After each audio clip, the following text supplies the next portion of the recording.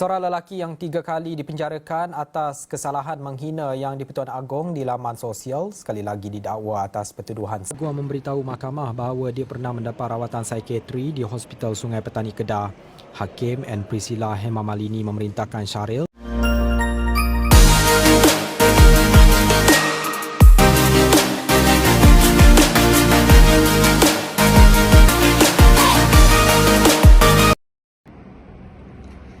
Assalamualaikum warahmatullahi wabarakatuh dan salam sejahtera. Saya Muhammad Arsyad Al-Hafiz bin Ramli, nombor matrik 282274. Tajuk: Penghinaan kepada institusi beraja dan Yang di-Pertuan Agong di media sosial. Pertama adalah pengenalan. Pemerintahan sistem raja berperlembagaan dan negara demokratik masih menjadi amalan di negara Malaysia. Ketua negara ialah raja, manakala perlembagaan ialah undang-undang tertinggi negara. Di dalam Perlembagaan Persekutuan Bahagian 2 adalah mengenai kebebasan asasi dan secara khusus dalam perkara 10-1-A mengatakan setiap warga negara mempunyai hak untuk kebebasan bercakap dan menyuarakan pendapat. Dalam erti kata lain, hak kebebasan untuk bersuara.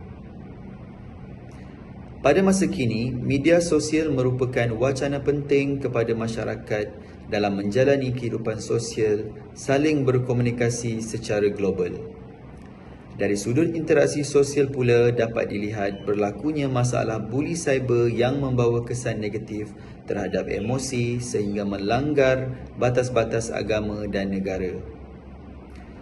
Isu penghinaan institusi beraja telah timbul akibat kebebasan bersuara yang melampau. Menyuarakan pendapat dan kritikan adalah hak sebagai pengguna sosial media. Namun, kebebasan ini tidak bererti penggunaannya bebas mengeluarkan apa sahaja pandangan yang tidak beretika kerana penyataan yang disiarkan adalah termaktub kepada undang-undang negara yang tujuannya demi melindungi kepentingan awam secara total. Assalamualaikum dan selamat sejahtera. Saya Noaira Edilia binti Elong, nombor matrik 282452 dan kali ini saya akan menceritakan mengenai contoh kes penghinaan Yang di-Pertuan Agong dan institusi beraja di media sosial. Kes pertama yang berlaku adalah pada tahun 2009 iaitu melibatkan 6 orang pelawat hotel yang telah meninggalkan komen jahat dan tidak bermoral yang menghina Sultan Azlan Shah iaitu Sultan Perak pada masa itu. Mereka yang tertuduh adalah Azrin, Mat Zin, Muslim Ahmad Nur Hisham Osman Chan Hon Kiong Ku Pui Swang dan Rutinin bin Suhaimin. Mereka telah dituduh di 4 buah mahkamah yang berasingan iaitu di sekitar Kuala Lumpur, Petaling Jaya, Kota Kinabalu dan Butterworth. Dan kesemua mereka telah dituduh di bawah Seksyen 233 Akta Komunikasi dan Multimedia iaitu atas perbuatan menyiarkan isi kandungan sumbang, lucah, palsu, mengancam atau jelek sifatnya dengan niat mengacau, mendera, mengubut atau mengganggu, dan hukuman bagi kesalahan ini adalah denda RM50,000 atau penjara maksimum 1 tahun atau kedua-duanya sekali jika sabit kesalahan. Manakala kesalahan yang kedua berlaku pada tahun 2011 iaitu seorang penuntut Universiti Malaysia Terengganu telah didakwa atas kesalahan menghina lagu negaraku di laman Facebook dan kemudian pihak universiti membuat laporan kepada pihak berkuasa mengenai penuntut ini yang melalui siaran Facebook ini sendiri telah menukar lirik lagu negaraku dengan menghina raja dan juga Perdana Menteri. Pada tahun 2013 pula terdapat satu kes yang berlaku dari Facebook individu yang bernama Cucu Nabi yang telah mengungsikan gambar dari laman Facebook, gambar Tuanku Sultan Nizam Zainal Abidin, Sultan Terengganu dan menyiarkan gambar baginda yang lengkap mengenakan pakaian istiadat tetapi komen yang ditinggalkan adalah untuk menghina dan memalukan Sultan Nizam. Ini disebabkan pemilik akaun ini tidak berpuas hati dengan perhimpunan Black Label 05 di Terengganu. Kesalahan yang berlaku pada tahun 2021 pula adalah melibatkan kes seorang suri rumah melalui laman sosial Twitter miliknya. Dia telah meninggalkan komunikasi berbau hasutan dan komunikasi jelek terhadap Yang di-Pertuan Agong, institusi raja dan menteri. Dan kesalahan itu dilakukan dengan niat untuk memulakan penghantaran komunikasi jelek terhadap Yang di-Pertuan Agong dengan niat untuk menyakiti hati orang lain melalui aplikasi yang sama. Dan telah dituduh di bawah Seksyen 233-1-A Akta Komunikasi dan Multimedia, dan beliau telah mengaku bersalah terhadap kesalahan ini dan telah didenda sebanyak RM10,000. Baru-baru ini juga terdapat seorang pereka dalaman yang telah dituduh di bawah Seksyen 4-1-9 Akta Hasutan kerana telah membuat perbuatan menghasut dan membuat naik hantaran jelek berkaitan Yang di-Pertuan Agong di laman sosial Instagram. Dan untuk kesalahan ini, beliau tidak mengaku bersalah. Itu sahaja antara senarai kes-kes mengenai penghinaan Yang di-Pertuan Agong institusi peraja di Malaysia. Dan semoga segala kes yang berlaku boleh memberikan pengajaran kepada kita untuk menghormati prinsip hukum negara, keluhuran perlembagaan dan juga kesetiaan kepada raja dan negara dikekalkan. Sekian, terima kasih.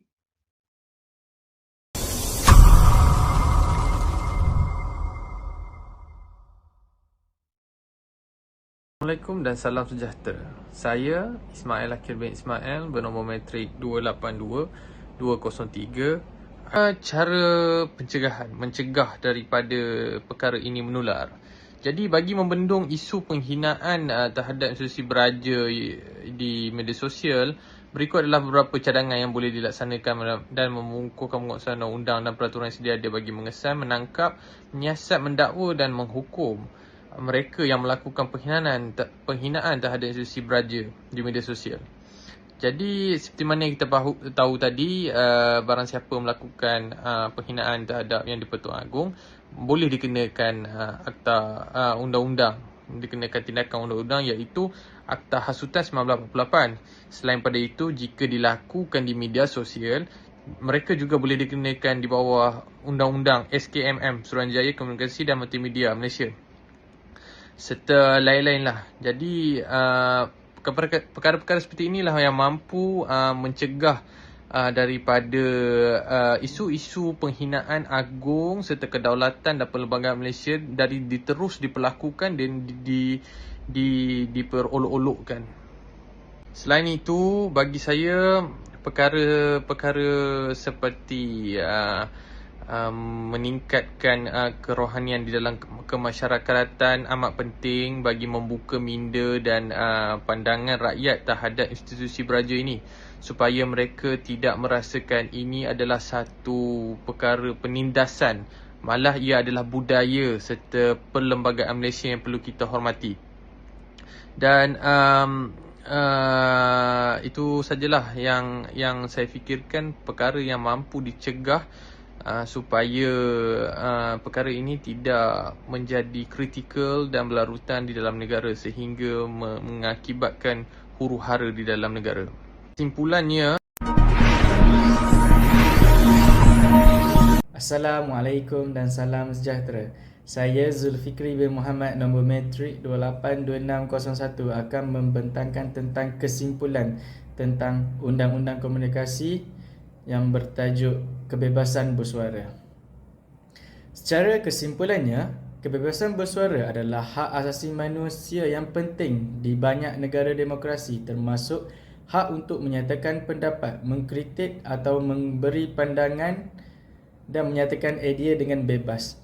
Bagaimanapun, kebebasan bersuara juga mempunyai hak tertentu yang perlu dihormati. Melibat institusi diraja atau ketua negara adalah menyalahi undang-undang dan juga merupakan salah satu jenayah berat yang boleh diambil tindakan undang-undang terhadap pelaku yang membuat penghinaan ataupun mencetuskan keadaan tidak harmoni di dalam kalangan masyarakat maupun dan juga negara. Ianya bergantung kepada sesebuah negara itu, yang mana jika dilihat ada negara yang mempunyai undang-undang terhadap kebebasan bersuara ini secara lebih ketat dan ada juga yang tidak terlalu ketat. Ianya bergantung kepada struktur sebuah negara itu sendiri. Hak kebebasan bersuara ditentukan oleh undang-undang dan peraturan yang berkuat kuasa di negara ini. Sebagai contoh, setengah negara mempunyai undang-undang mengenai undang-undang fitnah atau penghinaan terhadap ketua negara yang melindungi institusi raja dan ketua negara daripada serangan yang tidak dapat dibuktikan maupun fitnah. Penghinaan yang dibuat di media sosial juga boleh dianggap melanggar undang-undang seperti yang dinyatakan sebelum ini. Kebebasan bersuara bukan tanpa had. Batasan yang dikenakan melalui undang-undang dan peraturan mungkin berbeza-beza bergantung kepada negara. Sebagai contoh, fitnah, penghinaan atau ancaman keganasan tidak dianggap kebebasan bersuara dan mungkin dilarang. Mengenai undang-undang fitnah atau penghinaan terhadap ketua negara yang melindungi institusi raja dan ketua negara daripada serangan yang tidak dapat dibuktikan maupun fitnah. Penghinaan yang dibuat di media sosial juga boleh dianggap melanggar undang-undang seperti yang dinyatakan sebelum ini. Kebebasan bersuara bukan tanpa had. Batasan yang dikenakan melalui undang-undang dan peraturan mungkin berbeza-beza bergantung kepada negara. Sebagai contoh, fitnah, penghinaan atau ancaman keganasan tidak dianggap kebebasan bersuara dan mungkin dilarang di sesetengah sebuah negara. Hal ini demikian kerana perbezaan undang-undang di sesetengah negara yang tidak sama terhadap undang-undang hak kebebasan bersuara ini. Kebebasan bersuara ini haruslah dipakai ataupun dimanfaatkan oleh masyarakat kita sendiri sebagai satu kelebihan di dalam sebuah negara demokrasi.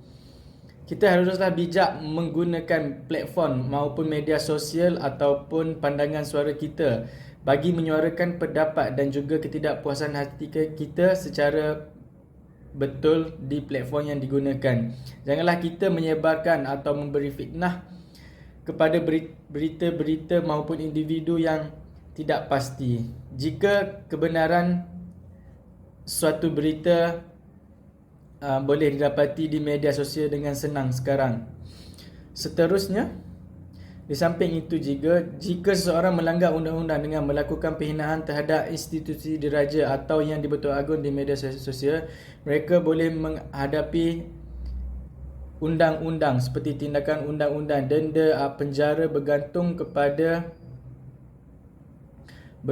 kepada jenis kesalahan yang dilakukan. Secara kesimpulannya, penghinaan terhadap institusi raja dan pencabulan kebebasan bersuara di media sosial merupakan isu yang menjejaskan kestabilan dan keharmonian negara. Kawalan maklumat dan maklumat juga untuk mengekalkan kestabilan antara batasan kebebasan bersuara haruslah dikekalkan.